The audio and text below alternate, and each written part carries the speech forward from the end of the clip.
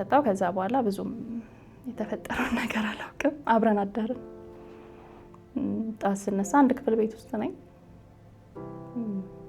ራሴን በጣም ያዞረኛል ምናምን ምግብም አልበላው ወድጃታለሁ ሚስቴ ናት እንዳደውል ምናምን ብሎ ያወራል ከኔ ጋር እኮ ምንም አላወራንም ምን ብለህ ካውሩት ያከው ነው እንደዚህ ሰድቦኝ ይዘጋብኝ ተቆጥቶኝ ምናምን አልኩት ሳይ ሚስቴ ናት ብየው ነው ምናምን እየሳቀ ነው የሚያወራኝ እንዴ እኔ ሚስትክ ነኝ እንዴ ምናምን አልኩት መጥቶ ምን ብለሻት ነው አለኝ ምንም አላልኳትም አልኩት ከዛ መታኝ ማለት ነው መታኝ ስለ ዝም ብሎ መታ አይደለም በጣም በደንብ ደም እስከምታፋ ምናምን ነው መታኝ እስኪ ነስራኝ ባፋፍ ጨይዳም እስኪ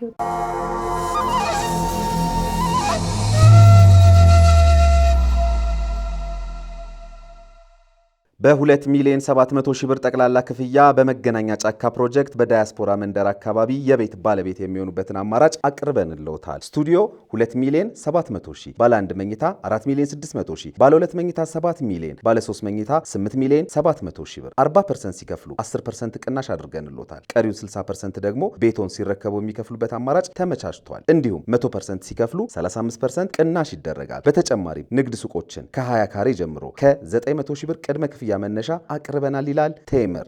ስለ ቤትና ሱቆች የበለጠ መረጃ ለማግኘት በ0951 10 07 10 ይደውሉ። ቴምር። መንፈሳዊ ጉዞ ወደ ቅድስት ሀገር ኢየሩሳሌም ጌታችን መድኃኒታችን ኢየሱስ ክርስቶስ ብርሃነ መለኮቱን የገለጠበትን የደብረ ታቦር ተራራን የሞተበትን እንዲሁም የተነሳበትን ቀራንዮን በቃና ዘገሊላ ውሃውን ወደ ወይን ጠጅ የለወጠበትን በጥብርያዶስ በመርከብ ላይ በጌቴሰማኒ የጸለየበትን እንዲሁም ሌሎችን መካነ ቅዱሳንን ከነሐሴ 11 እስከ ነሐሴ 20 በክብር ልናስጎበኞ ዝግጅታችንን አጠናቀን ለደብረ ታቦርና ለመስቀል ምዝገባ ጀምረናል። አድራሻ ሲኤምሲ ሚካኤል ጎንታንቶስ ህንፃ ቢሮ ቁጥር 411። ለበለጠ መረጃ በ0925 47 47 47 እና በ0962 898989 ላይ ይደውሉ። አርያም የጉዞ ወኪል።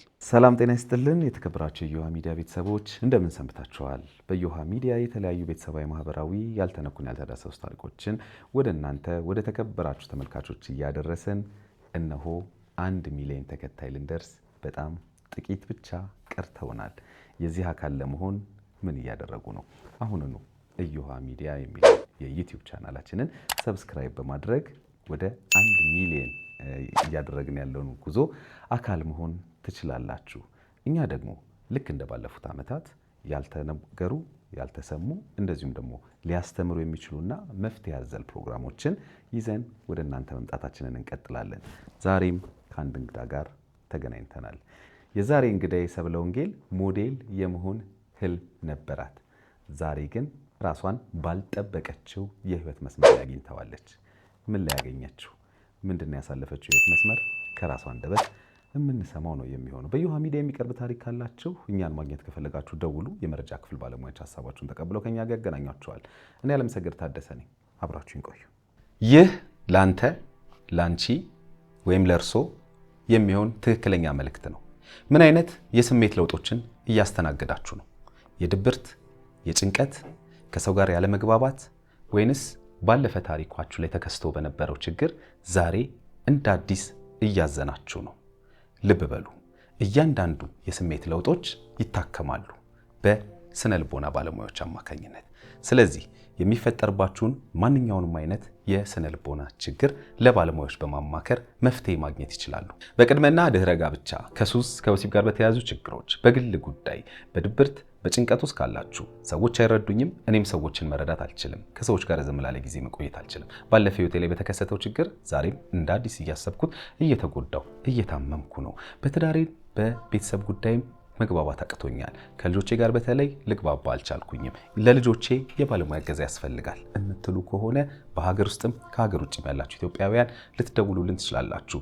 ባለሙያዎቻችንን እዚህ በአካል በመገኘት አሊያም በኦንላይን መጠቀም ትችላላችሁ። በ0928 444 222 ላይ ደውሉልን።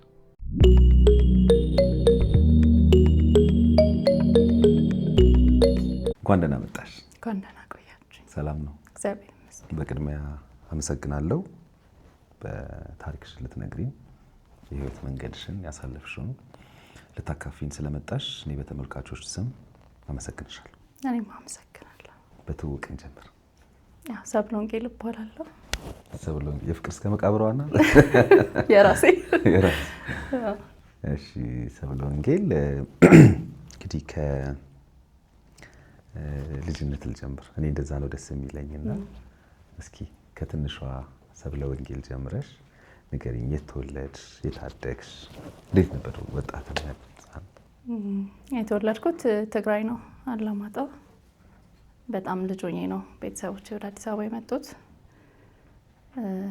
3 ወር ምናምን ህፃን ሆኜ ነው የመጣሁት። እዚሁ አየር ጤና አካባቢ ነው ያደግኩት እና ቤተሰቦቼ በልጅነቴ ስለተለያዩ እኔና ታናሽ ወንድሜ አባታችን ነበር ያሳደገን። ጥሩ እድገት ነው ያደግኩት። ማለት አባታችን ወታደር ነው፣ የደርግ ሻለቃ ነበረ። በቤተ ክርስቲያን የሚታወቅ ሰው ነው፣ ጥሩ ሰው ነው፣ ስነ ምግባር ያለው ሰው እና በጣም በስርዓት ነበር ያደግኩት። ከፍ ስል 17 ዓመት ምናምን ሲሆነኝ ቁመቴ ትንሽ ደህና ነበርኩ። በዛን ሰዓት የነበረኝ ነገርና ረጅም ነሽ አይታወቅሽም እንዴ? ሜትር ከ74 ነኝ ነው። የልብስ እሞካከር ነበረ የሆኑ ነገሮችን እጅ ስራዎችን ምናምን እና የልብስ ዲዛይን ሙያ ተማርኩኝ። በቃ ሞዴል መሆን ምናምን ትልቅ ህልም ያላት ከሰፈር ለየት ብላ የምትታይ ልጅ ነበርኩ። ስንተኛ ልጅ ነበርሽ ለቤተሰብ? ለአባቴ የመጀመሪያ፣ ለእናቴ 6ኛ ልጅ። ከዛ በኋላ ሲለያዩ አባትሽ አንቺን ብቻ ነው እኔንና ታናሽ ወንድሜ ያለ ከአባቴ የሚወለድ ሁለታችንን ያው አባታችን ብቻውን ነው ያሳደገን። ከእናትሽ ጋር ከዛ በኋላ እናታችን ያው ይመጣሉ በሆነ ጊዜ አንዴ ትመጣለች፣ አይታን ትሄዳለች። እኛም እንሄዳለን። ትዳር ነበራት፣ ሙስሊም ነች እናታችን በእምነትና እሷ ጋር እንሄዳለን። ክረምት ላይ ምናምን የሆነ ሰዓት ላይ እንሄዳለን። እሷ መታ ታይናለች። ወንድሞቻችንም ይመጣሉ። አባታችን ሁሉንም ነው የሚቀበለው። የእናቴንም ልጆች ያው ኖረናል አንድ ቤትም ምናምን እየመጡ እንደዛ ነው ያሳለፍነው። እንግዲህ ሞዴል መሆን ፍላጎት አደረብኝ አልሽ 17 ዓመት ምናምን? ያ 17 ዓመት ላይ በቃ ወደፊት ሞዴሊንጉን እቀላቀላለሁ በሚል ይሄ የልብስ ስፌት ዲዛይነርነት ምናምን ሙያዎችን መማር ጀመርኩኝ። እና አንድ የቤተ ክርስቲያን ሆኖ የእርዳታ ድርጅት ተገኘልኝ፣ ሙያ የሚያስተምር ካሳንችስ ማለት ነው። እና ከአየር ጤና 7 ቁጥር ባስ ይዤ ካሳንችስ እየሄድኩኝ እማር ነበረ። በዛ አጋጣሚ ነው እንግዲህ ውድቀቴ የጀመረው ማለት ነው። የህይወት ውድቀት። ምን አመጣው ውድቀቱን? ያው ውድቀት ለኔ እንግዲህ እንደዛ ነው የሆነው። ምን ተፈጠረ? የምሰናከልባቸው ነገሮች ተፈጠሩ። እና አንድ ቀን እንደዚህ በባስ ነው የምጠቀመው፣ 7 ቁጥር ባስ እየጠበቅኩኝ የሆኑ 2 ልጆች መጡ። ወንድማማቾች ናቸው። በፍጹም አረሳ እንዴት ረሳለሁ። እና ቀድሜ ስለምወጣ ከፊት ነው የምሰለፈው ብዙ ጊዜ። እና መጡ 2 ልጆች ወንዶች። ከዛ ያዥልን ቁጥር ያው እንትን ትላለ ባስ ላይ ትኬት ቁረጭልኝ ምናምን ነገር ሲሉኝ ለነሱ ትኬት ቆረጥኩላቸውና አብረን ገባን። ከዛ አንደኛው ያወራኝ የት ነው የምትማሪው ምናምን እንዴት መሰለ ስማሪ ነበረው የሙያ ትምህርቴ ዓለም ባንክ ጀሞ ማራለው ኖርማል ትምህርት። ከዛ ወጣና ከነ ዩኒፎርሜ ነው ምሳዬን ይዤ ወደ እንትን የምሄደው ወደ ካሳንችስ የምሄደው። ግማሽ በፈረቃ አይደለም የምንማረው። ከዛ እንትን ነበረ ከነ ዩኒፎርሜ ምናምን ነበር። ከዛ ቆንጆ ነሽ ምንድነው የምትማሪው ምናምን እያለ በቃ ብዙ ነገር ነው የሚጠይቀኝ የሚያወራኝ። ብዙ አላወራውም ነበር በሰዓቱ። ጥቅ ላይ ስለሆንኩኝ ያው በመስታወት እያየሁ ነው የሚሄደው። ሁሌም እንደዛ ነው የምቀመጥባት ቦታ አለችና ከዛ በየቀኑ አገኛቸው ጀመር። 2 ወንድማማቾች ማለት ነው። ወንድማማቾች ናቸው? አዎ። እና እነሱ 3 ቁጥር ማዞሪያ ጋር ይወርዳሉ። ወርደው ወደ ብስራተ ገብርኤል መሄደው መንገድ ይዘው በቃ ሲሻገሩ ምናምን አያቸዋለሁ። እኔ ያው አየር ጤና ነው እንትን የምለውና የሆነ ሰዓት እየተቀራረበ መጣን። ከሱ ጋር እየተቀራረበ መጣን ምናምን እና አላውቅም። እሱ እንግዲህ ብዙ ልምዶች ይኖሩታል፣ እኔም አላውቃቸው ማለት ነው። ሲኒማ ቤት ገብቼ አላውቅም። አምባሳደር ሲኒማ፣ አለም ሲኒማ ምናምን ይዞኝ ይሄዳል። አዲስ አበባን በደንብ ያውቃታል እሱ። እኔ በቃ ከቤት ወጥቼ ትምህርት ቤት ዓለም ባንክ ጀሞ ገባለሁ ኤሌመንተሪ። ከዛ ባሷን ይዤ በእግር ነው የምወርደው እስከ አየር ጤና። ከዛ ባሷን ይዤ መሄድ መምጣት ነው። ብዙ እንትን አይደለንም ማለት ከቤት የምንወጣ ልጆች አይደለንም። አባታችን ያው ኃይለኛም ነው። እንደዛ አልነበርንም እና የሆነ ቀን መቼ ላይ ነው ይሄ ማለት 1998 አካባቢ ማለት ነው። በጊዜ ነው። አሁን 36 ዓመት አሁን ወደ 37 እየሄድኩኝ ነው። እና በዛን ሰዓት ነው ልጅ ነኝ በጣም ቀጭን ረጅም ምናምን በቃ ይሆናል አይደል? እንደዛ አይነት የልጅነት ነገር ነበረኝ። ከዛ እየተቀራረብን መጣን። ጓደኛ የለኝም። ጓደኛ ማቾች ሆነን። ጓደኛ ማች ስልክ ይሄ አሁን ላይ ፍቅር ምናምን ብሎ እንትን እንደሚባለው አይደለም። ስለ ፍቅር አውርተንም አናውቅም። ከዛ የሆነ ቀን መሸብኝ። ከሱ ጋር ፊልም ስናይ አምባሳደር መሸ። ከዛ በቃ በጣም ፈራው። አባታችን ከገባ ከባድ ነው። እኛ ቤት ቅጣቱም ራሱ ይለይ ነበርና እህት ነበረችኝ፣ ያክስቴ ልጅ ነበረች ፊት በር ቤተ መንግስት አካባቢ። እሷ ጋር አደርኩ ምናምን። ከዛ መሽቶብኝ ትራንስፖርት አጥቼ ምናምን እንደሆነ እንትን አልኩ። ከዛ ያው አንድ ቀን ውጭ አደርኩ አይደለ? ማምሸቱንም እንትን አልኩት መሰለኝ፣ ለመድኩት። ደስ ይለኛል፣ ከሱ ጋር የምናሳልፈው ጊዜ ደስ ይለኛል። ይጋብዘኛል፣ ፊልም ያሳየኛል ምናምን፣ በእግር ወክ እናደርጋለን ምናምን። ግን ምን ይለኝ ነበር ሁሌም፣ ሴቶች አንቺ ብቻ እኮ ነሽ እኔ ፈልጌ የማገኝሽ ምናምን እንጂ ሴቶች በጣም ነው የሚለምኑኝ ምናምን። አንዷ ጫማ ገዛችልኝ፣ አንዷ እንትን ገዛችልኝ ምናምን፣ እንደዚህ አይነት ወሬ ያወራኛል። አይገባኝም ነበር ለምን እንደሚያወራኝ አይገባኝም። ያው አሁን ላይ ነው ነገሮች የሚገቡኝ ከቆየ በኋላ ማለት ነው። አንድ ቀን እንደተለመደው ከዛ ከመማርበት ከወጣው በኋላ አብረን አመሸን። ከዛ 2 ሰዓት ምናምን ሆነ። ወክስ እናረግ ነው ከሲኒማ ወጥተን ወክስ እናረግ ምናምን መሸ። ከዛ በቃ ልሂድ የቱ ጋር ነው ታክሲ የሚይዘው ሸኘ ምናምን ስለ እንዴ ለምን የሆነ ምክንያት ትፈጥሪያለሽ፣ በቃ ሲስተር ቤት አደርኩኝ ትያለሽ እና ለምን አብረን አናድር ምናምን ብዙ ነገር አሳይሻለሁ ምናምን አለኝ። እሺ አልኩት። ደስ ብሎኝ ነው እሺ አልኩት ማለት ልዝናና ማለት ነው። ከዛ እንኳን መጠጥ እኛ ቤት አባታችን ቡና አይጠጣም። ምንም ነገር ቀምሼ የማላቅ ልጅ ነኝ። መጠጥ ጋበዙኝ። ወንድምየው መጣ። ያ መጀመሪያ ቀን ያገኘሁት ምናምን። ከዛ ቢራ አልጠጣም ስል በስፕራይት ምናምን እያደረጉ ጠጣው። ከዛ በኋላ ብዙም የተፈጠረው ነገር አላውቅም። አብረን አደርን። ጣት ስነሳ አንድ ክፍል ቤት ውስጥ ነኝ። ራሴን በጣም ያዞረኛል ምናምን፣ ምግብም አልበላውም። ከዛ መጣ። የት ውስጥ ነኝ በቃ ጥሎኝ ሄዶ ነው ምናምን ብዬ እያሰብኩ መጣ። በፌስታል ይዞ መጣ ምግብ ምናምን። ከዛ ለነሳሰል ያው ከበደኝ በሰዓቱ መንቀሳቀስ ምናምን ነግረኝ። ከዛ አይዞሽ በቃ ተጣጣሚና ምግብ ቤት እንሄዳለን ምናምን አለኝ። ከዛ ግን እያመመኝ ነው ምናምን፣ ችግር የለውም ይተውሻል ምናምን አለኝ። እሺ ብዬ ተጣጥቤ ያመጣልኝን ምግብ በላ፣ ወደ ቤት ሸኘኝ ማለት ነው። ከዛ በኋላ ጠፋ። ከዛ በኋላ አግኝቼው አላውቅም። ግንኙነት አደረጋችሁ የዛን ቀን? አዎ በቃ ልጅነቴን አጣሁት ማለት ነው በቀላሉ። ምንድነው ክብረ ንጽህናዬን አጣሁ ማለት ነው። ከዛ ጠፋብኝ፣ አግኝቼው አላውቅም። እሄዳለሁ ያው እኔ በፊት እንደምኖረው እኖራለሁ ምናምን። ቤትም እህቴ ጋር አድሬ መጣሁ በሚል እንትን አልኩኝ። አጋጣሚ የዛለት አባቴ ቸርች ነበር የሚያድረውና ወንድሜ ነው የነበረው። የታደረሽ ነው ምናምን፣ በቃ ለአባዬ አትንገረው አድሬ ነው ሲስተር ጋር ምናምን ብዬ እንትን አልኩት። ከዛ አጣሁትኝ 2 ወር ምናምን አጣሁት እና ሰውነቴ እየወፈረ መጣ ማለት በቃ የሆነ ቅጥነቴ ጠፍቶ 7 ቁጥርም ላይ ጠፋ። እሱ ጠፋ፣ በቃ ጠፋ። እሱም ወንድሙም ነው የጠፉት ሁለቱም። ከዛ አያለው ጠብቃለሁ ምናምን አላገኘውም ጭራሽ ነው ማለት ነው።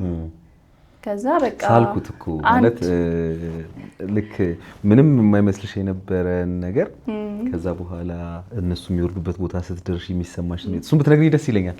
2 ወር ቀላል አይደለም፣ ምክንያቱም ለብዙ ነገር ደግሞ አዲስ ስለነበርሽ እጠብቃለሁ በቃ ማለት ላየው ራሱ እፈልጋለሁ፣ እጠብቀዋለሁ ምናምን። የሉም ሁለቱም የሉም። ረጅም ጊዜ ሆነ። እየወፈርኩ መጣሁ። ቅጥነቴ ቀስ እያለ ለቀቀኝ ማለት ነው። ሰውነቴ እንትን እያለ ምናምን መጣሁኝ። ከዛ እህቴ ጋር ደወልኩላት። የእናቴ ልጅ ነበረች፣ ነፍሷን ይማር፣ አሁን በህይወት የለችም።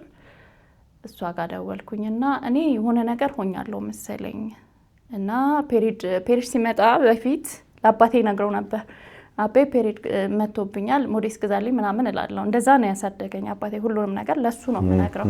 ፀጉሬን እየሰራ ምን እያለ ነው ያሳደገኝ እና ዝም አልኩኝ። በቃ ለአቤ ምንም አላልኩትም፣ እኔም ዝም አልኩኝ እና እቴ ጋር ደውዬ የሆነ ነገር ሆኛለሁ፣ የሆነ ልጅ ነበረ ጓደኛሞች ሆነን ነበረ፣ ግን ስለ ፍቅር ምናምን ራሱ አውርተን አናውቅም። በቃ የሆነ ነገር ላሳይሽ፣ የሆነ ነገር እንደዚህ እንዝናና ምናምን ብቻ ነው የሚለኝ።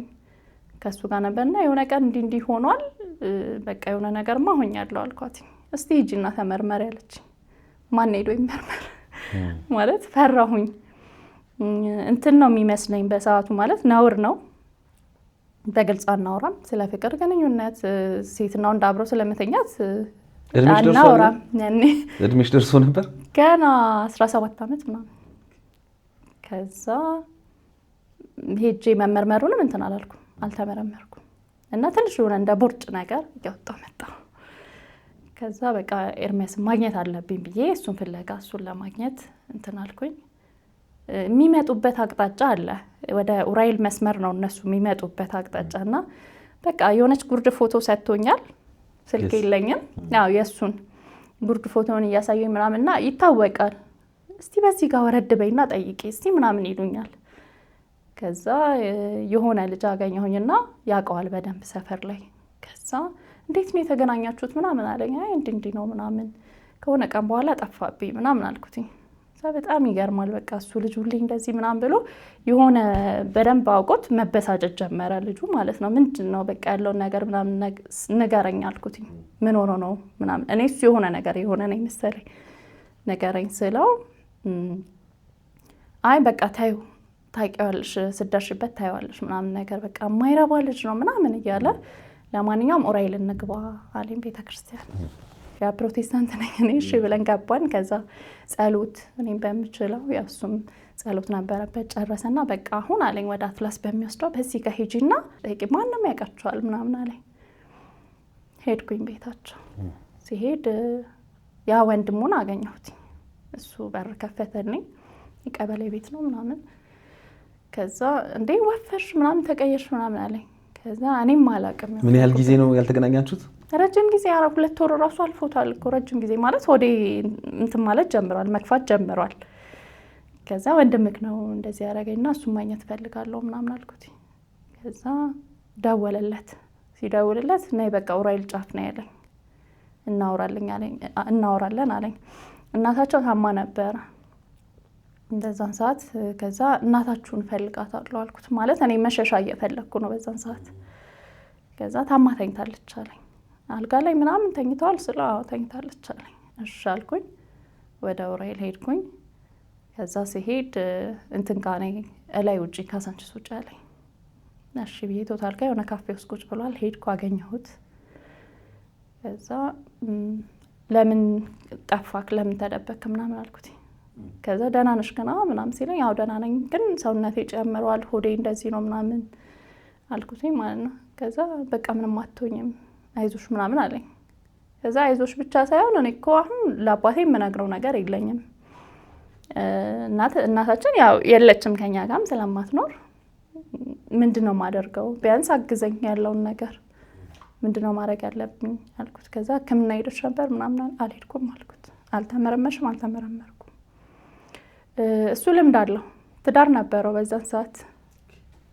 ትዳር ስለ ልጅ ነው እንደዚህ ስታየው ከኔ ብዙ የሚርቅ ሰው አይደለም፣ በእድሜ ወጣት ነው በጣም። አብራውም ያለችው ሚስቱ በጣም ልጅ ናት። ለሷም የመጀመሪያ ትዳሯ ነው። ይሄን በኋላ ነው ያወቅሽ? በኋላ ነው ያወቅኩት። ከዚህ በኋላ ማወቅ ጀመርኩኝ እኮ። ግንኙነታችሁ ማለት ወሲባዊ ግንኙነት አንድ ቀን ብቻ? ይዛን ቀን አንድ ቀን እሱም ክብርሽን ያጣሽበት? አዎ። ከዛ ተረገዘ ልጄ ማለት ነው። ከዛ በቃ ቤት ሂጂና እናወራለን፣ ደውይልኝ፣ ስልኩን ሰጠኝ ምናምን ነገር፣ ቁጥሩን ደውይልኝ ምናምን አለ። ያኔ የቤት ስልክ ነው የነበረን፣ ስልክ አልነበረኝም። ከዛ ግን ብር ይከፈለኝ ነበረ። እንዴት መሰለ እኔ በነፃ አግኝቼ የገባሁበት ድርጅት ውስጥ ሴቶችን ያስተምራል ድርጅቱ። ሴቶችን ስለ በሴተኛ ዳሪነት የሚሰሩ ሴቶች፣ ወላጅ አልባ ህፃናት ምናምን ይረዳል ድርጅቱ። እኔ በቸርች በኩል ነው ያገኘሁት በአባቴና እንደዚህ አይነት ሴቶች እንትን ስለሚሰሩ ያስተምራቸዋል። ሲያስተምር እየደገፈ ነው የሚያስተምረው ድርጅቱን እየረዳ ማለት ነው። እና እኔ ጎበዝ ስለሆንኩኝ ለመማር ብዙ ጊዜ አልፈጀብኝም። እጅ ስራ ነገሮች ላይ አክቲቭ ነበርኩና ይከፈለኝ ነበር። በሜትር 1 ሜትር ጨርቅ ወስጄ እጅ ስራ ሰራ 30 ብር ታሰብልኛል እና አስቀምጣለሁ ማለት ነው። ስልክ መያዝ እንዳለብኝ አሰብኩና ትንሽ የኤርገንዶ ስልክ ገዛሁኝ። ከዛ ደውልለታለሁ፣ ያነሳልኛል፣ እናወራለን። በምን አጋጣሚ ነው ሚስት እንዳለው ያው እራሱ ነው እዛው ጋር ነው የነገረኝ። ምክንያቱም ያኛው ሰውዬ ሊያገናኘኝ የፈለገው ሰው በጣም ተበሳጭቶበታል። እሱ በቃ ሁሌ እንደዚህ ምናምን ብዙ ነገር እያወራ ነበረ፣ እየተበሳጨበት ነበር ስለሚያውቀው ማለት ነው። ከዛ ምን የት ነው የምትኖረው? ወንድምየውም ሳገኘው እዚህ አይኖርም እኮ ብሎኛል። ከዛ የት ነው የምኖረው ምናምን በቃ ያቺ ያልኩሽ ልጅ ነው ያለኝ። አገባሁ አይደለም ወይ ትዳር አለኝ አይደለም ያለው። ያልኩሽ ልጅ ያቺ ጫማ ምናምን የምትገዛልኝ ልጅ በጣም አስቸግራኝ ምናምን ከሷ ጋር አንድ ላይ ነን ያለነው። እንደዛ ነው ያለኝ። ግን በስርዓት ትዳር መስርተው እየኖሩ ነው። ቤተሰብ የሚያውቀው ትዳር ነው ያለው። ከዛ እደውልለታለሁ፣ እናወራለን ምናምን። ሆዴ እየገፋ ሲመጣ ከቤት መጥፋት እንዳለብኝ አሰብኩ። ምክንያቱም አባቴ ከሰማ ከባድ ነው። እንኳን ለእኔ ለአካባቢ ልጆች የሚፈራ አባት ነው ያለኝና ከዛ ከቤት ወጣሁ። ከቤት ወጥቼ ልብሴን የተወሰነ 2-3 ቅያሬ ነው ያዝኩት። የአክስቴ ልጅ ጋር እንትን አልኩኝ። የአክስቴ ልጅ ጋር ሄድኩኝ። ፊት በር ያው ምን ሆንሽ ደግሞ ወፈርሽ ምናምን ነገር አለችኝ። ከዛ ትምህርት ስትለኝ አይ አለ እየተማርኩ ነው እየሰራው ነው ምናምን አልኳት። ክረምት አካባቢ ነበር። ከዛ እሷ ጋር 15 ቀን ቁጭ አልኩኝ እየተመላለስኩ እጄ ላይ ያለው ብር እስከሚያልቅ እጅ ስራዎቼን እየቀያየርኩኝ እንትን እላለሁ። የኔን እጅ ስራ ስለሚወዱ ቶሎ ነው የሚሰጡኝ ጨርቆቹን እያመጣሁ ሰራለሁ ምናምን። ረጅም ሰዓት ቁጭ ስል እየታመምኩ መጣሁ። ማለት እዚህ ጋር ያመኛል፣ የሚሰማኝ ነገር አለ። ከሱ ጋር ያላችሁ ግንኙነት ቆመ በቃ እና የሆነ ፍቅርም ሳትጀምሩ ማለት ሳይገባሽ እንግዲህ እንዳልሽ ነው ወደ ግንኙነት የገባሽው። ከዛ ደግሞ በቃ ወዲያው ደግሞ ቆመ በቃ። እንዴ ትዳር አለኝ አለኛ። እኔ ደግሞ ቤተክርስቲያን ውስጥ ነው ያደኩት፣ ቸርች ውስጥ የሙሉ ወንጌል ላይ ነው ያደኩትና እንደዚህ ትዳር ያለው ሰው ጋር ምንም ማደርግ አይነት ሰው አይደለሁም ልጅም ብሆን። ከዛ በቃ አቆመን። በስልክ ግን እናወራለን። ምን ታወራላችሁ በስልክ? የምናወራው ገንዘብ ስጠኝ ነው፣ ሌላ ወሬ አናወራም። ደህና ነሽ ምናምን በቃ አንዳንዴ ልጄ ደህና ነው ምናምን ይላል እሱ ማለት ነው። ከዛ መልስም አልሰጠውም፣ ስቄ ነው ዝም የምለው። ልጄ ያልክ ምናምን ብዬ በቃ እንትን እላለሁ። ምክንያቱም እኔ ህይወቴን ብዙ ህልሞች ነበሩ፣ እንደዚህ ያገኘዋለሁ ብዬ አላሰብኩም በዛን ሰዓት። እና ሁሉ ነገሬ እንደቆመ ነው የተሰማኝ። ማርገዜን ሳቅ፣ ምርመራ የለኝም ምን የለኝም። ወደ 6 ወር ምናምን ደረስኩኝ ምንም አይነት ህክምና ሳይኖረኝ። ከዛ የሆነ ሰዓት ላይ እንገናኝ ተባባለን፣ አገኘሁትኝ። ከዛ ገንዘብ ስጠኝ አልኩት። ገንዘብ ስጠኝ፣ ምንም ነገር የለኝም፣ አሁን ካለሁበት ከእህቴ ቤት መውጣት አለብኝ እሷ ሳታውቅ አልኩትኝ። ከዛ ብር የለኝም እጄ ላይ አለ። 500 ብር ነው ምናምን አውጥቶ ሰጠኝ። ግን ብር የለኝም ሲለኝ ጌጣጌጦች አሉት የወርቅ ማለት ነው፣ በጣም ወፍራም ምናምን ትልልቅ ጌጦች ያደርጋል፣ ዘናጭ ነው በጣም ምናምን። ግን ብር የለኝም 500 ብር ምናምን ያለኝ አለ።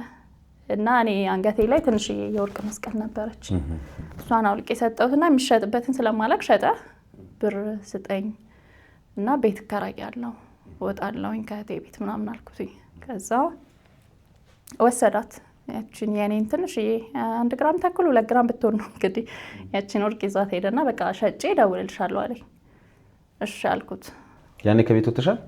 እህቴ ጋር ነኝ፣ የአክስቴ ልጅ ጋር ማለት ነው። ፊት በር ወጣሁ። ምን አሉ አባትሽ? እንደው ምንም ክረምት ነው በቃ እሷ ጋር ልሄድ ብዬ ነው አይነት ነገር ነው እንጂ አላስታወቅሽም? እንዲህ ሆኜ እንደዚህ ሆኜ ምንም አላወራሁም። እህቴም አታውቅም። ከዛ እንትን አልኩኝ፣ ሸጦ አመጣልኝ፣ ተደዋወልን፣ ተቀበልኩት። እዛ 4000 ምናምን ብር ምናምን ሰጠኝ። እሺ አልኩኝ። ቤት ፈለኩኝ። እዛው አብረውኝ ሴቶች አሉ ብዙ ብዬ ካለው እና ከነሱ ጋር በቃ ማረፊያ ፈልጋለሁ ምናምን ነገር አልኳቸው። ልብሴን ይዤ ወጣሁ ከእህቴ ጋር ብሩን ሲሰጠኝ። ከዛ ስንሰራ ዋልን። ሁሉም ሲወጣ እኔ አልወጣም፣ ቁጭ አልኩኝ። እዛ አንዷ መጣችና ምን ሆነሽ ነው ሰብሊ ለምን አትወጪም ምናምን አለችኝ።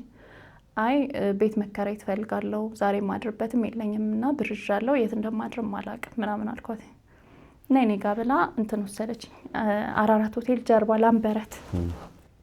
እዛ ሄደን ከዛ እሷ ቤት አደርኩ ምናምን 1 ወር አካባቢ እሷ ቤት ቁጭ አልኩ። ከዛ ቤት ተከራየሁኝ። ቤት ተከራየው ከእሷ ጋር ስንቀመጥ ያው ብዙም አልተመቸኝም ለኔ። ግቢ ውስጥ ከብቶች ምናምን ነበሩ የነበረችበት ግቢና አልተመቸኝም። ጥሩ ልጅ ናት። ከእሷ ጋር ወጣሁ፣ ቤት ተከራየሁ እና ቤት ተከራይቼ ፍራሽ ገዛው። ከዛ እርጉዝ ነሽ ተብዬ የለ እርጉዝ ነሽ ምናምን ልጄስ ምናምን ይለኝ የለ እሱ መዘብዘፊያ ገዛውኝ፣ የልጅ ማጠቢያ። ከዛ እህል ተባለና እህል ምናምን ገዛዛውበት ባለው ብር። ከዛ ቁጭ አልኩኝ። እሄዳለሁ ካሳንችስ እንትን እላለሁ። አወቁ አስተማሪዎቼ ያስተማሩኝ አወቁና ትልቅ ሰው ናት ማኔጀራችን ጠራችን። ቢሮ ተጠርቼ ሄድኩኝና ምን እናገዝሽ ችግር የደረሰብሽ ትመስያለሽ ምናምን አሉኝ። ምንም አልኳቸው። ማለት ይሄን አድርጉልኝ እንደዚህ ነው ምናምን የሚያውቅ ሰው ነው የሚያወራው። ምንም እኔ ብቻ በጣም እጨነቃለሁ ምናምን ልብስ ለብሼ ሆዴ እንዳያስታውቅ ምናምን ያችን ነው እንትን እምለውና ምንም አልኳቸው። ከዛ ሻሉ በቃ እኔ ከኔ ምንም ማግኘት ስላልቻሉ እንርዳሽ ቢሉኝም ምንም አላወራሁም። እስኪ ደክመኝ ድረስ እሰራለሁ፣ ግን ስራዬን እሰራለሁ ምናምን። አባቴ ፍለጋ መጣ እዛ ድረስ። እህቴ ወጣች ስላለችው እደበቃለሁ። ማንም እንደኛ አልፈለኩም።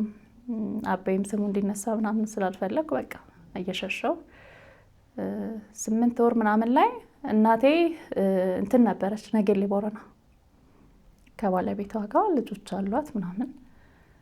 ህልም አየሁ አለች። በቃ እኔ ጉልበቴን ያሳክከኛል፣ ልጄ የሆነ ነገር ሆናለች፣ ህልም አይቻለሁ ምናምን ትላለች። እና ብዙ ጊዜ እስከ አሁንም ድረስ እናታችን የትም ቦታ ላይ ሆና የሆነ በቃ ጉልበቴን የሆነ ያሳክከኛል፣ ብርክ ብርክ ይለኛል ምናምን የምትለው ነገር አላት፣ ይሰማኛል። ልጆቼ በቃ የሆነ ሊወልዱ ሲሉ ሲደርሱ ምናምን ይታወቀኛል ትላለች። እና እንደዛ ህልም አይታ አባቴ ቤት መጣች። የመጨረሻ ታናሽ እህቴን ይዛት መጣች። ከዛ ስትመጣ የለሁም።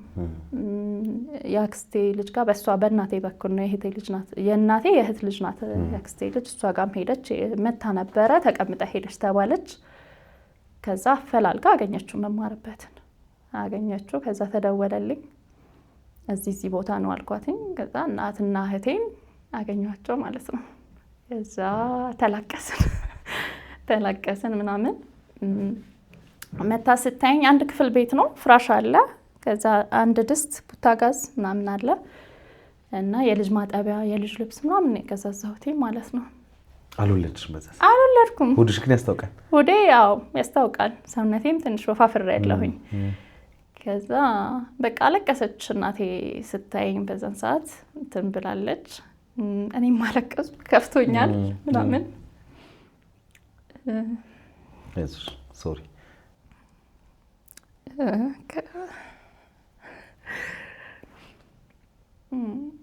እንደዛ እንትን አለን።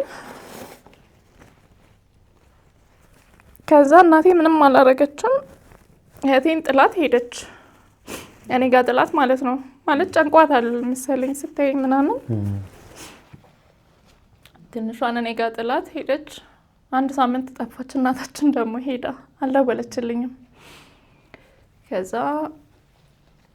መጣች፣ በሳምንቷ መጣች። እኔ እናቴ ያው ያለውን ነገር እናበስላለን እንበላለን ምናምን። ሄጄ ጨርቅ ይሰጡኛል እና ደክሞሻል ሰብሊ በቃ አቁሚ ምናምን ተባልኩ። ከዛ ማለት ነው እሺ በቃ ያለኝን ብር ሂሳብ ሰርታችሁ ስጡኝና አቆማለሁ ምናምን አልኳቸው። ከዛ መጣች እናቴ፣ ያለኝን ብር ሰጡኝ እነሱ። ሄድን። ያለኝን እቃ ምናምን እንዳመጣች ነው ጠቅልሉ እቃው ምናምን አለች። ለምን ስላት እንሄዳለን። ከዛ በቃ እቃችንን ጠቀለልና ሄድን ከእናቴ ጋር ወደ ሰንዳፋ የሚባል ሀገር። እዛ ሄድን። ከዛ እንትን አለ በቃ ተመርምሬ ምንም ስለማላቅ ጤና ጣቢያ ሰንዳፋ ጤና ጣቢያ ሄድኩኝ። ስታይ ደርሻለሁ። 9ኛ ወር ገብቻለሁ።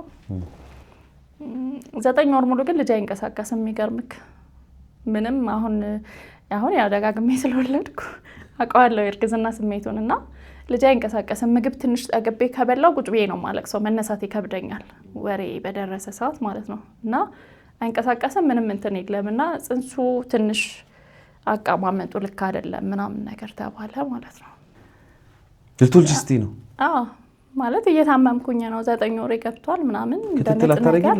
ምንም ነገር አላደረኩም ማለት ክትትል የማደርግበት ሁኔታ ውስጥ አልነበረም የቆየሁትኝ። እፈራለሁ ብቻዬን ሄጄ መታየቱ ምናምን። መጀመሪያ የሚያችኛው እህቴ እኮ ታይ ብላኝ ነበረ፣ አልሄድኩም አልታየሁም ምናምን። እሱ ሲነግረኝ ነው በቃ እውነትም እርጉዝ ነኝ ምናምን ብዬ ያወቅኩት ማለት ነው። እና ጥሩ አይደለም አቀማመጡ አሉ። እናቴ ያው በቃ ወላድ ስለሆነች ይገባታል ያለሁበት ሁኔታ።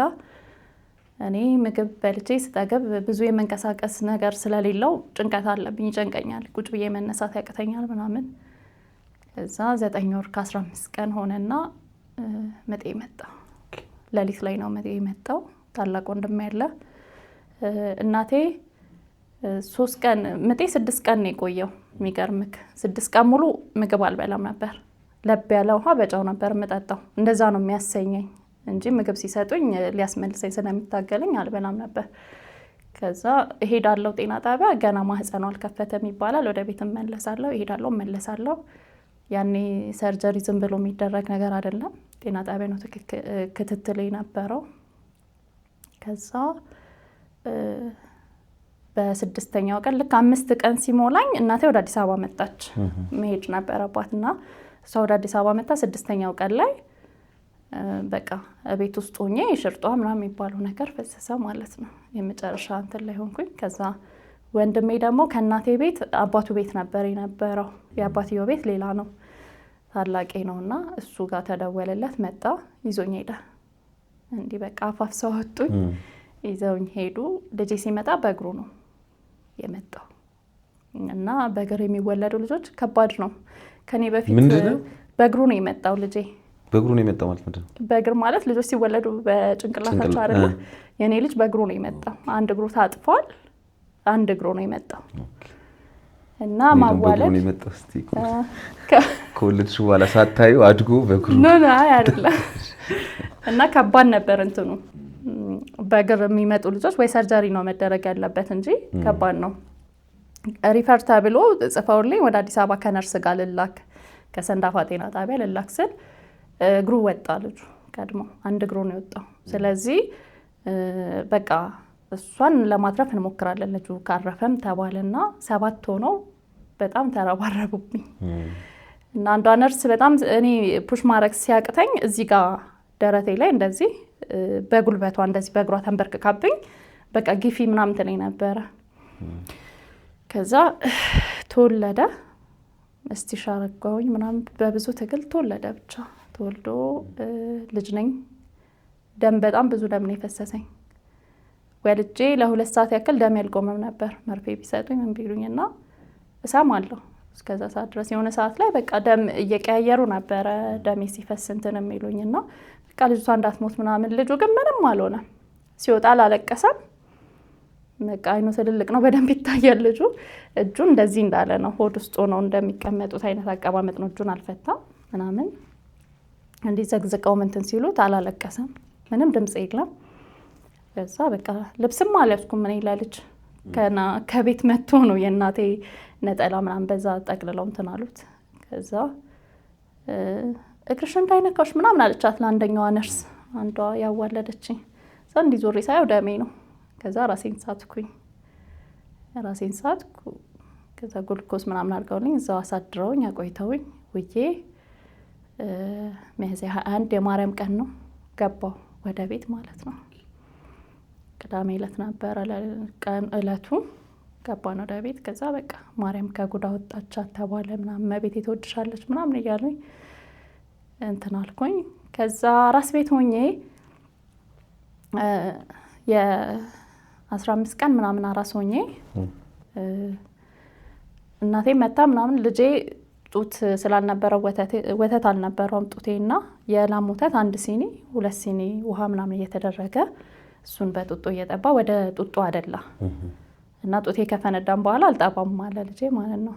ከዛ ራስ ቤት ሆኜ የወንድሜ ጓደኛ መጣችና ልትጠይቀኝ ብዙ ነገር ጠየቀችኝ ስለ ወንድሜ ማለት ነው። እንትን አለኝ ብሏል እንትን አለው ምናምን ቼክ አደረገች። እኔ አላቅም እኔ ወንድሜን ያገኘሁት አሁን ነው እና ስለሱ ምንም ይሄ ያለውን የሚባለውን ነገር እኔ አላቅም ራሱን ጠይቂው ምናምን አልኳትኝ። እና እጮኛው ነበረች እንትን አሉ መሰለኝ ተጋጩ እርስ በርስ።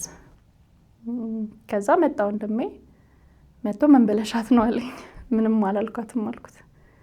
ከዛ መታኝ ማለት ነው። መታኝ ስለ ዝም ብሎ መታ አይደለም በጣም በደንብ ደም እስከምተፋ ምናምን ነው መታኝ። እስኪ ነስረኝ ባባ ፍንጫይ ደም እስኪወጣ ምናምን ነው መታኝ። በቃ የሆነ ነገር ስለኔ ብለሻታል ብሎ ነው። እና አንቺ አላልሽም? ምንም አላልኳትም። እሱን ጠይቂው ነው። ምክንያቱም እኔና ወንድሜ ልጆች ሆነን የተገናኘ ነው። ከዛ ባነሰ እድሜ ነው የተገናኘ ነው 8 ዓመቴ ላይ ምናምን። ከዛ በኋላ አላገኘሁትም። ከዛ እንደዛ ብሎ መታኝ። ከቤት ወጣሁ ልጄን ይዤ። እግሬ በደንብ መሄድ አለም እንትን አላለም አልገጠመም። ገና ሰውነቴ ገና ነበረ። የወለድኩት በጣም በእንትን ነው። ከዛ ልጄን ይዤ ወጣሁኝና የምሄድበት ቦታ ስላልነበረ የወንድሜ ከአባቱ የምትወለዳለች በጣም ጥሩ ልጅ ናትና የእሷን ቤት አፈላልጌ መንገድ ላይ ቁጭ እያልኩ ያገኘኝ ሰው በሙሉ ያገዘኝ ምናምን ሄድኩ ማለት ነው። ከዛ ደረስኩኝ። ስደርስ ቤቷ በቃ ሰዎች ነበሩ ምናምን ቁጭ ብለዋል እየቃሙ ምናምን ነበር እነሱ ይቀማሉና። ምን ያህል ጊዜ ሆኖሽ ነበር ከወለድሽ? 15 ቀን ደሜ ራሱ አልቆመ። ኦኬ። ከዛ ስታይ ልብሴ ተበላሽቷል ምናምን ደም ልጅ ነው ያስኩት ራሱ። ደንግጣ ተነሳች። በቃ የራሷን ልብስ ልጄን ተቀበለችኝ። ወደ አልጋ ላይ ያረገች የራሷን ልጅ ነበራት። አሁን በህይወት የለም ልጇ። የእሱን የልጇን ልብስ ምናምን ልጄን አለባበሰችው። ለእኔ ልብስ ሰጠችኝ ምናምን። ከዛ እንትን አልኩኝ እሷ ጋር አረፍኩኝ የተወሰነ ጊዜ ማለት ነው። ከዛ እሷ ጋር አረፍኩ። ልጄ እየጠነከረ መጣ። ከዛ ፕሮሰስ ማድረግ ፈለግኩኝ ለመሄድ ማለት ነው ከሀገር ለማውጣት። አረብ ሀገርም ቢሆን እሄዳለሁ በቃ ምክንያቱም ህይወቴ ተበላሽቷል። በፊትም ማልማቸው ነገሮች የሉም ምንም መሄድ አለብኝ ብዬ እንትን አልኩኝ። ከዛ ፕሮሰስ አድርጌ በጣም ቸገረኝና ለልጄ ወተት ምናምን የምገዛበት ነገር ስለቸገረኝ እጄ ላይ የነበረችውን ስልክ ከነሲሟ ሸጥኳት እናቴ ጋር ሆኜ ማለት ነው። ከዛ እሷን ሸጫት። የሸጥኩለት ሰው ደግሞ ባለሱቅ ነው፣ ገበያ መሀል የሚሰራ ባለሱቅ ነው። እና የሆነ ቀን ቆይቷል ልጄ 7 ወር ምናምን ከሆነ በኋላ እንትን አለ። እናቴ ጋር አልተመለስኩም። ከልጅቷ ቤት ወጥቼ ከወንድሜ እህት ቤት ወጥቼ ትንሽ ቤት ተከራይቼ ብቻዬን ነው የተቀመጥኩት። ከዛ በኋላ አባትሽ ሳውቁ? አባቴ አወቀ። መቼ ላይ አወቀ? ስወልድ አወቀ። ስወልድ በቃ ማለት ወይ እሷ ወይ ልጁ ላይ ተርፉ ይችላሉ ሲባል ሲደወልለት ያው አዝኖብኛል የምትባል ልጅ የለችኝም ነው ያለው በዛን ሰዓት ማለት ነው። አላውቅም ምናምን አለና በንዴት ዘግቷል። በቃ ከዛ በኋላ አናወራም እኔ እና እሱ። ከዛ እዛ እንትን እያልኩ እያለ ልጄን በቃ እሷ ቤት እሄዳለሁ ይቼ ያልኩ ከእህቴ ቤት የወንድሜ ታላቅ እህት ናት ያልኩ እሷ ጋር እሄዳለሁ። የሚሰራ ካለ ሰራራላታለሁ ምናምን። ከዛ ተመልሼ ቤቴ እመጣለሁ። በቃ ያገኘሁትን ስራ እሰራለሁ። እጅ ስራ ነገር እሰራለሁ፣ ፀጉር እሰራለሁ ምናምን። እንደዛ እያደረግኩ ትንንሽ ሳንቲሞች አገኛለሁ ለልጄ ወተት መግዣ፣ ዳይፐር መግዣ ምናምን ማለት ነው። እና አንድ ቀን በገበያ በኩል ሳልፍ ነይ አለኝ። አቤት ስለው ቪዛ መጥቶልሻል ተብሏል ምናምን ነገር አለኝ። ከዛ እሺ አልኩኝ። መጣሁ ወደ አዲስ አበባ። ልጄን ይዤ ወሰድኩት። ለእናቴ ቪዛ መጥቶልሻል ስባል ልጄን ወሰድኩት። የ7 ወር ልጅ ነው። ከዛ በቃ ልሄድ ነው ልጄን ያዥልኝ አልኳት። ማለት አሁን ይቺ ያልኩ እህቴ ጋር እንዳልሰጣት እሷ የምትኖርበት ሁኔታ ተጨማሪ ልጅ የሚያስይዛት አልነበረም። እና ልጄን ያዥልኝ አልኳት። እሺ ብላ ተቀበለችኝ። ከዛ አባቴ ጋር መጣሁ። መጀመሪያ ቢሮ ሄድኩኝ። ያለውን ነገር ከጨረሱልኝ በኋላ ጥቁር አንበሳ ሄጄ ቢጫ ካርድ ምናምን ክትባት ይሰጣል እሱን ወስጄ ከዛ አባቴ ጋር ሄድኩኝ። ሲሄድ ወንድሜ ብቻ ነው ያለው። ከዛ በቃ አባቴ ማታ ላይ ሲመጣ ሩጬ ሄጄ እግሩ ስር አይንሽን በጨዋታሽ ሄድሽ? አቤ በቃ ይቅር በለኝ ምናምን አልኩትኝ። አለቀሰ ማለት እንትን አለው ከፋው፣ አለቀሰ ምናምን። እንዲህ እንድትሆኚ አላስብም ነበር ምናምን አለ። ለፍቶብኛል ብዙ እና በቃ ሆኗል አንዴ አይዞሽ ምናምን አለኝ። ከዛ ልሄድ ነው አልኩት። ልሄድ ነው ስለ ደግሞ በጣም ነው የከፋው። ከዛ በቃ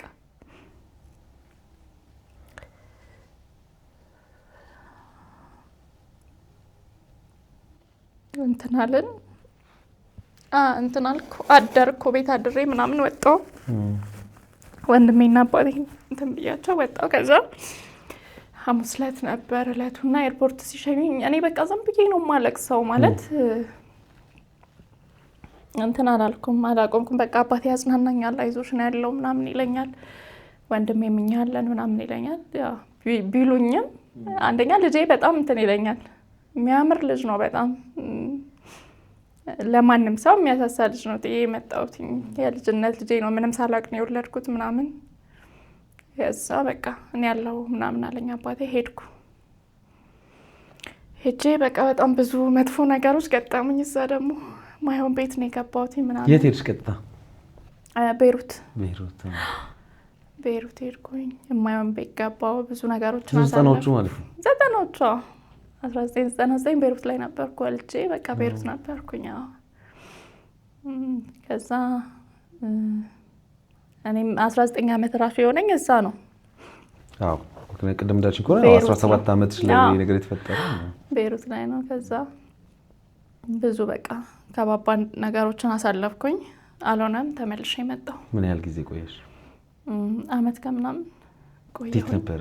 ማለት የልጅ ናፍቆት አለ መቼም በልጅነትሽ ቢሆን ያየሽው ነገር አለ። በጣም ከባድ ነው። በጣም ማለት ቀላል አይደለም። በተመቻቸ ሁኔታ ላይ እንኳን ልጅ ጥለህ ስትሄድ የሚሰማ ነገር አለ ለአንድ እናት። እንኳን ደግሞ በዛ ሁሉ መከራ ውስጥ በሞትና በህይወት መካከል ያገኘሁት ልጄ እሱን ጥዬ ምናምን ከባድ ነበረ። እንደሄድኩኝ ዝም ብዬ ነበር ማለቅሰውና ሴትዮዋ ምን ሆነሽ ነው ምናምን ትለኛለች። ከዛ ማይሰን እላታለሁ። በቃ ፎቶውን አሳያታለሁ ምናምን። አብራኝ ታለቅሳለች ምናምን ታዝንልኛለች። ከዛ እዛ ጋር አልጨረስኩም። ከ8ኛ ክፍል አቋረጥኩት። ከ7 ወደ 8 አልፌ አቋረጥኩኝ። በቃ በዚህ ምክንያት አቋረጥኩት። ትምህርት ብቻ ነበር። አክቹአሊ መቀጠል ትችይ ነበር፣ ግን እንደው ምናልባት ይሄን የሚያዩ ወጣት ሴቶች ደግሞ ይኖራሉ።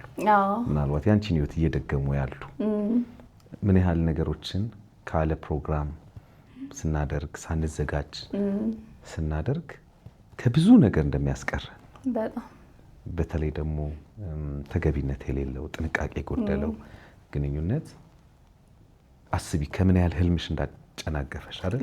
ያቺ ሞዴል መሆን የምትፈልግ የነበረችዋ የሆነ ቤተሰቦቿን ማኩራት ትፈልግ የነበረች ልጅ በገጠማት ነገር እንግዲህ ምን ያህል ህልምሽ እንደጨለመና ጥንቃቄ እንደሚያስፈልግ መንገድ እሱን እንዲያውቁት ስለፈለኩኝ ነው። ቤይሩት ምን አይነት ቤት ነበር የገባሽው? መጀመሪያ ስገባ ባለትዳሮች ናቸው። 3 ልጆች አሏት። በእኔ እድሜ ያለች የመጀመሪያ ልጅ አለቻት። ከዛ 2 ወንዶች ልጆች አሏት። ሴትዮዋ በጣም እንትን ነበረች ማለት ባሏን የምትጠብቅ እና በባህሪያቸው አረቦች እንደዛ ናቸው አብዛኛዎቹን። እና የእሷ ደግሞ ለየት ይላል።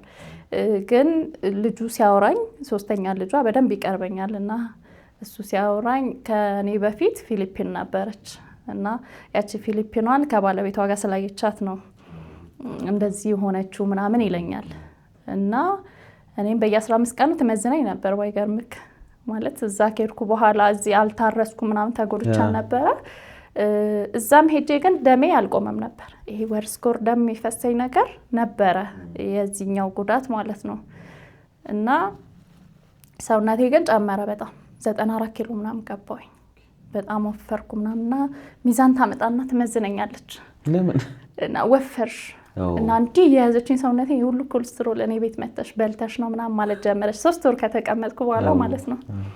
ከዛ በቃ ምግብ ትቀንስብኛለች። ክብዝ አለ የነሱ ክብዝ እንዲህ ታሻውና ልጣው ግማሹን ፓርት ለብኒ ምናምን እንደዚህ ቀብታ በቃ ይሄን ቢ ምናምን ነው የምትለኝ።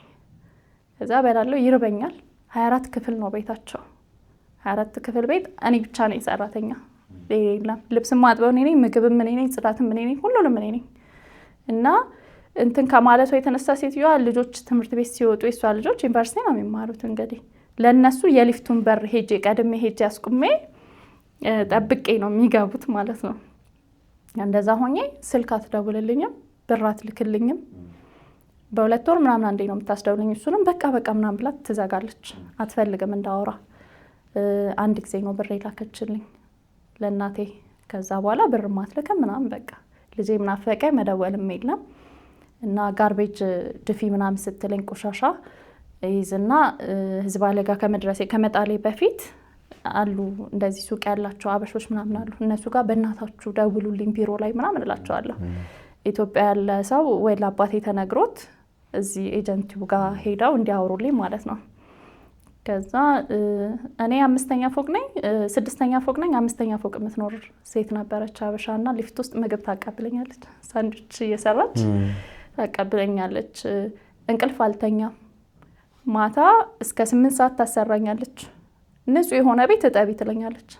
እጠቢ እንደዚህ አድርጊ ትለኛለች። እሺ ብዬ እሱን ሰራለሁ። ከዛ ጠዋት ደግሞ 11 ሰዓት ተኩል ባላርም ነው የምትቀሰቅሰኝ እና በጣም ተጨንቄ እግሬ ያብጣል፣ ያልበኛል ሰውነቴ፣ እግሬ ያብጣል ምናምን። ገብቼ እንኳን የምታጠበት ሰዓት አሰጠኝም ነበረ። 7 ወር ተቀመጥኩ እሷ ጋር። ከዛ መጡልኝ ኤጀንሲዎቹ መጡ። ሰውየው ብር ልጨምርላትና ትቆይ ምናምን አለ። ያኔ $150 ነበር። ከዛ $200 አድርግላት ትቀመጣለ ሰውየው። እኔ አልፈልግም አልኩኝ። በቃ ትገለኛለች ከዚህ በኋላ አልኩኝ። ከዛ ወጣው ቢሮ መክተብ ላይ ቁጭ አልኩኝ። ማረፊያ ቤት አለው እዛ ወደ 10 ቀን ምናምን ቁጭ ካልኩ በኋላ ያው ብዙ ነን፣ የተለያየ ባንግላዴሽ አለ፣ ፊሊፒን ብዙ ነን እና ቁጭ ብለን 2 ሰዎች መጡ ሴቶች። እየተመረጥክ ነው የምትሄደው። ከዛ አንደኛዋ ወሰደችኝ። ልጅ ነገር ናት፣ ህፃን ልጅ ይዛለች፣ የ6 ወር ምናምን ልጅ ይዛለች። ከዛ ልጅቷን ነይ እስቲ ምናምን ነገር እኔ እዚህም ልጅ ስለነበረኝ ነይ ስላት ወዲያው መጣችልኝ። ከዛ በቃ ልጅቷ ስለወደደቻት ተብሎ ተመረጥኩ፣ ሄድኩኝ። ስንሄድ መጀመሪያ የሆነ ባሮጌ መኪና ምናምን ነበር ሄድ ነው። ከዛ የሆነ አካባቢ ላይ ስንደርስ ወጣን። የአሮጌ መኪናውን ትልቋ ሴትዮ አብራኝ ነበረችው ይዛ ሄደች። እኔ ከትንሿ ጋር አብሬ ትንሿን ልጅ ይዘን ሄድም ማለት ነው ቤታቸው። በጣም ሀብታም ናቸው ምናምን። ያው መንፈሳዊ ነገር ይሰሩ ነበር እነሱ ደግሞ ሰይጣናዊ ስራዎችን ይሰሩ ነበረ። በጣም ተሰቃየው እዛ ደግሞ በፊት ከነበረብኝ እንደውም ያችኛዋ ትሻላለች እስከምን ድረስ የሰው ክፉ ይሻላል ከመንፈሳዊ ነገር መታገልና ኖርማል ከሰው ጋር መታገል አንድ አይደለም። እንደዛ አይነት ችግር ውስጥ ገባሁኝ። በጣም ብዙ ተሰቃየው። ሰዎቹ ያዩኝ እንደዚህ ያወራኋቸው የሚሰወሩብኝ አይነት ሰዎች ነበሩ፣ የሚቀየሩ አይነት ሰዎች ነበሩ። እዛው ገብቼ ገንዘብ ችግር የለባቸው። የገባው ቀን በንጋታው ነው ወስደውኝ ለልጄ ለኔ ልብስ ገዛዝተውልኝ ከዛ ብር ልከውልኝ ለአባቴ። ምንም የገንዘብ ችግር የለባቸው። ወርቅ ሰጥተውኝ ለጄ እንደዚህ እንትኖች ሰጥተውኛል። የጆሮ የአንገት ምናምን ሰጥተውኛል። ከዛ በኋላ በቃ ሁሌ ሰውየው የሚለኝ ለሊት 9 ሰዓት ተነሽና ቃል ኪዳን አለ በእነሱ የሚደረግ እሱን አድርጌ ነው የሚለኝ እና አላደርግም አልኩት። ከዛ በቃ ያሰቃዩኝ ጀመር። ማስበውን ነገር ያውቃሉ። ማውራው ነገር በውስጤ እንኳን ካወራው ይሰሙኛል ምናምን ማለት የሆነ ሰዓት ላይ ማለት መንፈሳዊ እንትን ውስጥ ገባሁኝ። በቃ እነሱ ሰው ናቸውም ሰው አይደሉም። እንዴት ብዬ ላስረዳክ? መንፈሳዊ ነገር ስለሆነ ይከብዳል በጣም። ስትገቢ ህፃኗ ልጅ ስታቅፊ ወዳሽ ማለት ያው ስትመጣ የመረጡሽ ስራሽ ልጅቷን መጠበቅ ነው፣ ልጅቷን መጠበቅ ነው። ይለያያል አይደል? እዛ ሀገር ምንም ቤት ማጽዳት አዝጂ ወንዶች ጠርተው ነው የሚያጸዱት። ምግብ ከውጭ ዲሊቨሪ ነው የሚመጣው።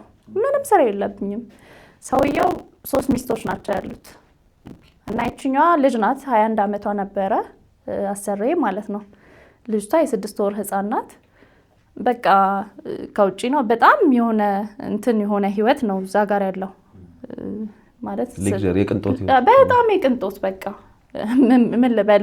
አሁን በቀን 3 ምናምን ነው ልብስ ራሱ የምቀይረው እኔ ራሴ እና ልጅቷም ለእኔም ወርቅ በወርቅ ነው ያደረጉኝ፣ ገንዘብ ሰጥተውኛል ምናምን። ይሄ ምድራዊ ነገር ምንም ችግር የለም ምንም። ግን ምንድነው እነሱ በቃ ሀብታም መሆን ትፈልጊያለሽ፣ መስራት ትፈልጊያለሽ?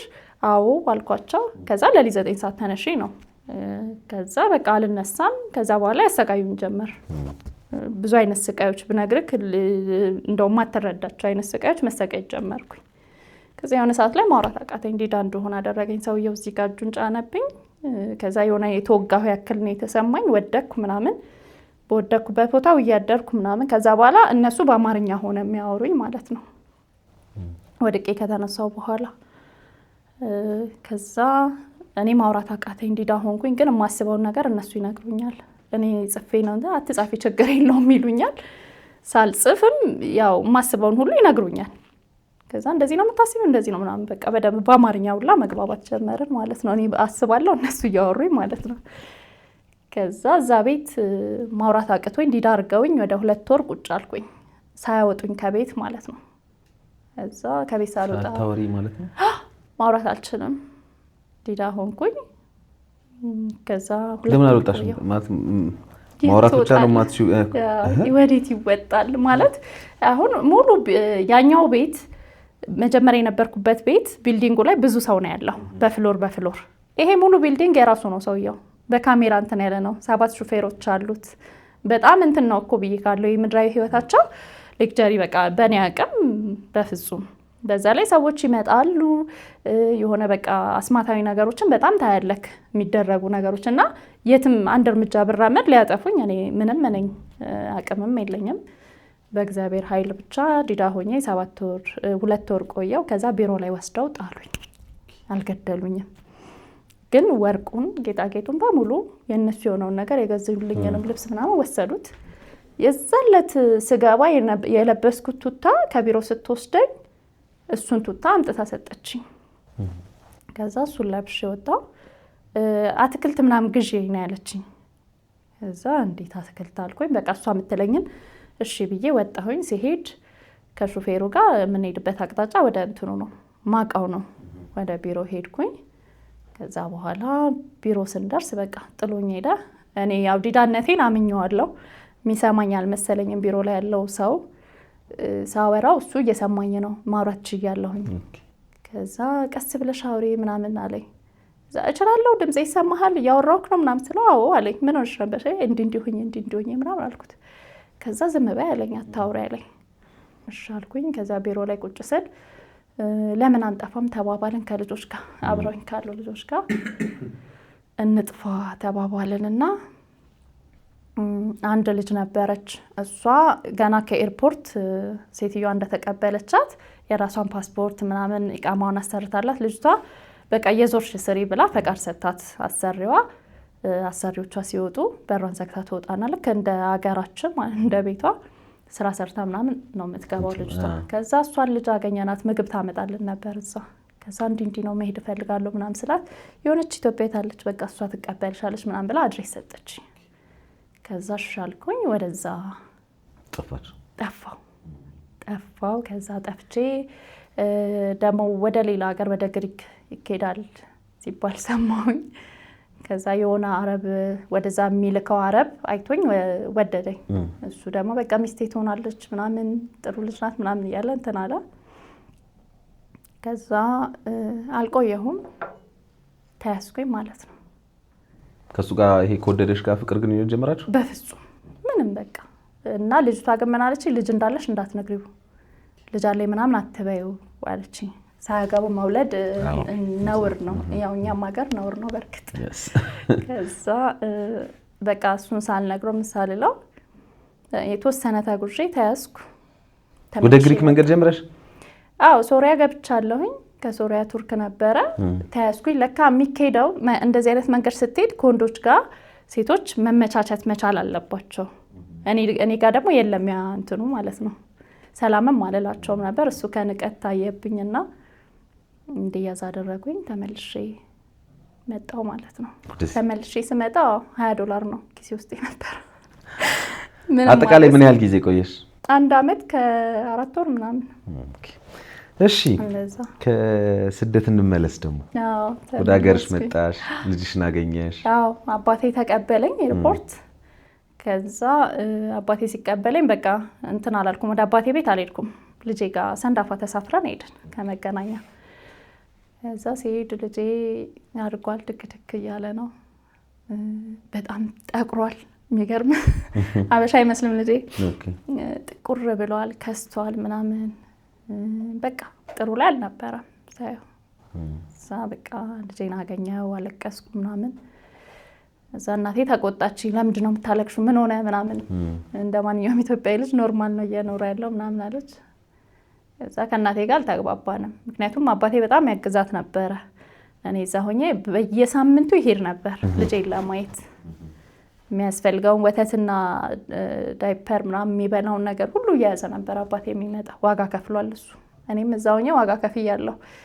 ያለኝን እየላኩ ማለት ነውና ስመጣ ሳይው አዘንኩ በቃ ልጄን ይዤ መውጣት ፈለኩኝ እና የመጣው ሰሞን ያው ከውጪ ስመጣ ቤተሰብ ይቀበልሃል ባለው ነገር አቀባበል ያደርግልካል እንደዛ ተቀበሉኝ ከዛ የወንድሜን እህት ፍለጋ ሄድኩኝ ማለት ነው ያቺ ያኔ ወልጄ ያስጠጋችኝ ልጅ ይባስ ሲሄድ እሷ ቤት ሄድኩኝ ሲሄድ መቃማ ቤት እንደዚህ ጫት መቃሚያና እንትን ሺሻ ቤት ከፍታለች እና ሳያት አዘንኩኝ በጣም ጸጉሯ ምናምን ልክ አይደለም ከዛ ለምን እንደዚህ ሆነሽ ምናምን በቃ ስራው ቢዚ አድርጎኝ ምናምን አለችኝ ቀለላል ጋር የምትኖር ናት ኑሯንና ከዛ በቃ እሺ መጣለው ነገ ዊግዤ መጣለው ጸጉርሽን ሰራሻለሁ ምናምን አልኳትኝ ከዛ በነጋታው ሄድኩኝ እኔ ገብቼ ስወጣ ሌላ ሰው አይቶኛል እኔ እዛ እሷ ጋር ተጠቃሚ ነው ሊቅም የመጣ ሰው ነው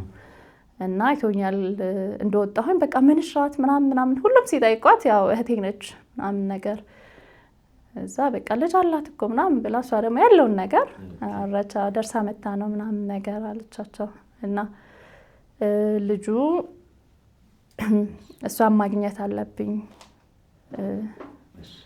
ምናምን ነገር ብሏታል ከዛ እዛ ውስጥ ያለው ይሄ ተጠቃሚው ያልሽ አዎ እሱ ደግሞ ከአዳማ ዩኒቨርሲቲ ተመርቆ ሂሳብ ሹም ሆኖ ገና ተቀጣሪ ነው ፍሬሽ ሰራተኛ ነበረ 3 ወር ምናምን ቢሆነው ነው ከዛ እቺ ልጅማ ካላስተዋወቅሽ ምናምን ይላታል እና እኔ ከተመለስኩ በኋላ መያዜን ሲሰማ ያ አረቡ ያልኩክ እሱ ምንድነው ግሪክ ወስጃት ምናምን አጋባታለሁ ምናምን የሚል እንትን ነበርውና ስታሰር ከሳምንት በላይ እንኳን እንድታሰር አላደረገም 1400 ምናምን ዶላር ነው ከፍሎ እንደወጣ አድርጎኝ ምናምን ነገር ነው የመጣሁትና ይደውልልኝ ነበር መልሶ ሊወስዳኝ ማለት ነው አወራው ነበር እሱን ከዛ የሆነ ቀን ተመልሼ እህቴ ጋር መጣሁኝና እሷን ቁጭ ብለን እዛው ጸጉሯን እየሰራኋት ምናምን ስልኬ እንትን ይላል ይጠራል ከዛ አውርቼ ከሱ ጋር እዛጋና መልሼ ተማን ምንድነው ምናምን ነገር ስለኝ አይ እንዴ ነው ሊወስደኝ ይፈልጋል እኔ መሄድ እፈልጋለሁ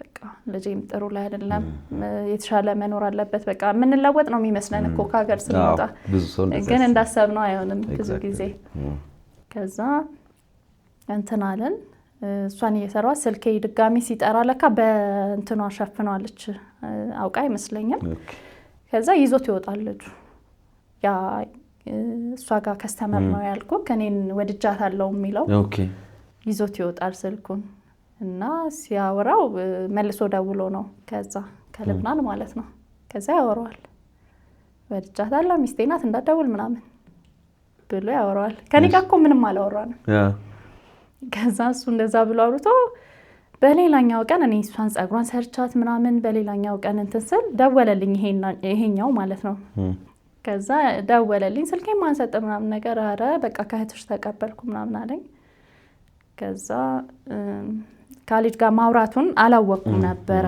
አረቡ ጋር ከዛ ስደውልለት በቃ حرام በቃ መልሰሽ እንዳትደውይብኝ ምናምን ብሎ ተቆጥቶኝ ዘጋብኝ ማለት ነው ከዛ ተመልሼ አሁንም ችግር ውስጥ ነው የገባሁት አባቴ ቤት መሄድ አልችልም ልጅ አለኝ የአባቴ ስም መነሳት የለበትም ልጅ እንደዚህ ወልዳ መጣች ምናምን ሰፈር ውስጥ ያሉ ልጆች ጓደኛ ይሉ ነበር ደብዳቤ መጻጻፍ የሆነ የፍቅር ደብዳቤ እንትናን ወድጃት ምናምን ነበር እኔን ደፍሮ እንደዛ የሚጠይቀኝ እንኳን አልነበረም። ምክንያቱም በቃ አባቴም ምናምን ከዛ እንዴት ብዬ እዛ ሰፈር ላይ ልጅ ይዤ ልሂድ? ያለኝ ምርጫ ብቻዬን በቃ ልጄ ማሳደግ ነው፣ ከቻልኩ ተመልሼ መሄድ ነው። ከዛ እሱን እየሰራው እዛ ቁጭ አልኩኝ የተወሰነ ጊዜ እናቴ ቤት። ከዛ እናቴም ያው ባህሪዋ መቀየር ጀመረ። ልጅ ይዘህ ከቤተሰብ ጋር ስትቀመጥ አላሳደገችኝም፣ ደስተኛ አልነበረችም። ከዛ ልጁ ያወራኝ ጀመር። ከዛ ምን ብላችሁ አብሮታችሁታል? ምን እንዳወራው ነገረኝ። ምን ብለህ አውርተኸው ነው እንደዚህ ሰድቦኝ የዘጋብኝ ተቆጥቶኝ ምናምን አልኩት። ከዛ ሚስቴ ናት ብዬው ነው ምናምን እየሳቀ ነው የሚያወራኝ። እንዴ እኔ ሚስትህ ነኝ እንዴ ምናምን አልኩት። ከዛ ምን ችግር አለው ከዚህ በኋላ እንሆናለን የሚያስፈልገውን አደርጋለሁ ምናምን አለኝ። ከዛ አይሆንም አልኩት። ለ15 ቀን ምናምን ያክል አይሆንም አልኩት። ደጅ አስጠናሽው? አዎ ትንሽ ከዛ እንትን እየሆንኩ መጣው ቤት ውስጥ ያው ልጅ ይዤ ነው ያለሁት። እናቴ ምንም ስራ የላትም፣ ገንዘብ ይዤ አልመጣሁም። ትንሽ አባቴ እዛ ያለው የላኩለትን ብር ሰጥቶኝ ስለነበረ ነው ትንሽም ለወራቶችም የተቀመጥኩት 1 ወር 2 ወር ምናምን አካባቢ። ከዛ በቃ ከእናቴ ጋር ልንግባባ አልቻልንም። ትዳር ነበራት፣ ከባለቤቷም ጋር እንትን አላልንም፣ አልተግባባንም።